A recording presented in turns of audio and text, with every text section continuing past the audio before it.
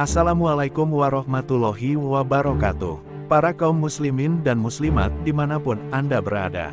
Jumpa lagi di channel kami yang akan senantiasa membahas hukum-hukum dalam Islam. Kali ini kami akan membahas tentang mengqashar sholat. Tentunya ini bagi orang yang selalu bepergian atau biasa disebut musafir. Perjalanan merupakan suatu yang membuat fisik dan pikiran menjadi penat. Oleh karena itu, syariat mempersilahkan seorang musafir untuk melakukan sholat yang lebih ringan. Allah justru senang jika seorang hamba melaksanakan keringanan yang telah diberikannya. Ini berdasarkan hadits Rasulullah Shallallahu Alaihi Wasallam. Disebutkan dari Ibnu Umar R.A. Rasulullah Shallallahu Alaihi Wasallam bersabda, sesungguhnya Allah Subhanahu wa Ta'ala senang jika keringanan-keringanan yang diberikannya dikerjakan. Sebagaimana Allah tidak suka jika kemaksiatan-kemaksiatannya dikerjakan. Hadis riwayat Ahmad. Seorang musafir atau orang yang bepergian mendapat keringanan melakukan sholat qashar. Qashar hanya bisa dilakukan untuk sholat 4 rakaat menjadi 2 rakaat. Tidak berlaku untuk sholat maghrib dalam kurung 3 rakaat atau sholat subuh dalam kurung 2 rakaat. Sholat maghrib tidak bisa diqashar, karena sholat maghrib memang tidak bisa diparuh 2. Lagi pula, sholat maghrib dijadikan witir dalam kurung berjumlah ganjil di penghujung siang hari. Pada akhirnya, ketika diparuh menjadi 2, maka nilai dari tujuan witir bisa hilang. Sedangkan sholat subuh tidak bisa diqashar, karena ketika diparuh 2, maka menjadi 1. Padahal dalam Islam tidak ada sholat 1 rakaat, kecuali sholat witir. Definisi qashar, definisi dari qashar adalah sebagaimana yang tertera dalam kitab-kitab fikih, ialah meringkas sholat 4 rakaat menjadi 2 rakaat. Apabila melihat definisi ini, kita bisa mengambil kesimpulan bahwa musafir yang sudah memenuhi persyaratan untuk mengqashar sholat hanya bisa mengqashar sholat rubaiyah dalam kurung, sholat yang hitungan rakaatnya berjumlah 4. Yaitu sholat duhur, asyar dan isya. Sedangkan sholat maghrib dan subuh tidak bisa diqashar. Syarat-syarat qashar, untuk diperbolehkan mengqashar, seorang musafir harus memenuhi 9 syarat. 1. Perjalanannya jauh dalam kurung safar tawil. Maksudnya, perjalanannya itu mencapai jarak 2 marhalah, atau 16 farsah dalam kurung 48 mil atau lebih. Mengenai konversi 2 marhalah ke kilometer, masih terjadi beda pendapat. A. Menurut mayoritas ulama, 2 marhalah atau 16 farsah adalah 119,99988 km.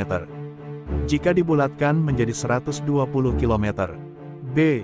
Menurut Kiai Masum ialah 94,5 km. C. Menurut Al-Jurdani dalam Fathul Alam adalah 89,40 km. D. Menurut Majid Al-Hamawi adalah 82,5 km. E. Menurut Syekh Daib Al-Buka adalah 81 km. F. Menurut Syekh Al-Kurdi dalam Tanwir Al-Qulub adalah 80,640 km. Perjalanan sejauh 2 marhalah ini tidak meninjau waktu, dengan artian, apabila jarak 2 marhalah bisa dilalui dalam waktu yang singkat, dengan memakai pesawat misalnya, musafir tetap diperbolehkan mengqashar sholatnya. Dan penghitungan jarak tersebut diukur keberangkatannya saja, tidak dihitung dengan pulangnya. Syarat-syarat qashar nomor 2 adalah, tahu bahwa qashar diperbolehkan. Orang yang tidak tahu jika qashar itu diperbolehkan, maka qasharnya tidak sah, sebab dianggap talaub atau hanya sekedar bermain-main dalam melaksanakan ibadah. 3. Perjalanannya diperbolehkan dalam kurung mubah. Perjalanan mubah ini mencakup pada perjalanan yang wajib, sunat dan makruh. Apabila perjalanan musafir adalah perjalanan maksiat, haram, maka ia tidak diperkenankan untuk melaksanakan qashar sholat. Sebab tujuan syariat memperbolehkan qashar adalah dalam rangka rukhsah, memberi dispensasi hukum. Sedangkan rukhsah tidak bisa dikaitkan pada kemaksiatan sebagaimana kaidah yang telah dirumuskan oleh ulama fikih, rukhsah tidak bisa dikaitkan dengan maksiat. Musafir yang tergolong maksiat ada 3. A.